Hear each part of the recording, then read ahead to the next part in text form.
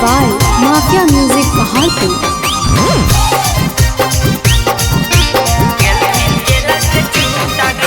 Media में आके किरणवा बोला हानि झूठ गे। मीडिया में आके किरणवा बोला हानि झूठ गे। रोशन भैया माघी के सेरवा गेल जेल से छूट गे। रोशन रोही माघी के सेरवा गेल जेल से छूट गे। अब तरबारी कन के आइला कन्हा फूटा फूट गे। अब तरबारी कन के कन्हा फूटा फूट गे। रोशन रोही माघी के सेरवा गेल जेल से छूट गे। रोशन भैया माघी के सेरवा गेल जेल से छूट गे।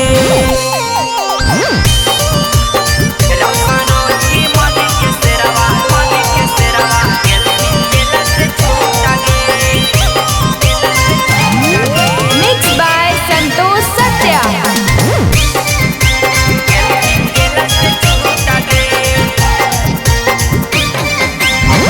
रोशन भैया दिल से कारा हालो प्यार गे।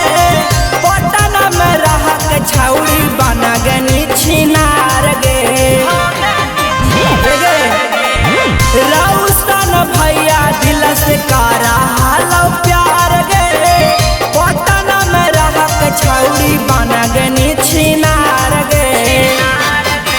साजा तू देवेला बहुते काइन करसी सगे। साजा तू देवेला बहुते काइन करसी सगे। रोशन भैया माघी के सेरवा गेल जेल से छूट गे। रोशन रोही माघी के सेरवा गेल जेल से छूट गे।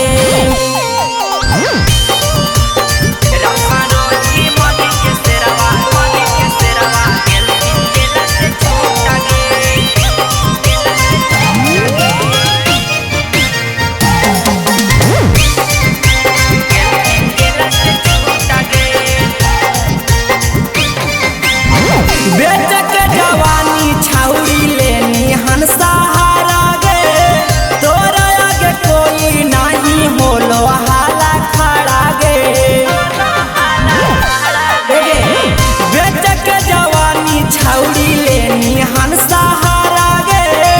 तोरा आगे कोई नहीं होलो हाला खड़ा गे।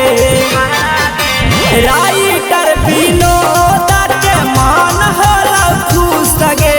अंगदा संतोष के मान होला खुश गे। रोशन रोही माघी के सेरवा गेल जेल से छूट गे। रोशन भैया माघी के सेरवा गेल जेल से छूट गे।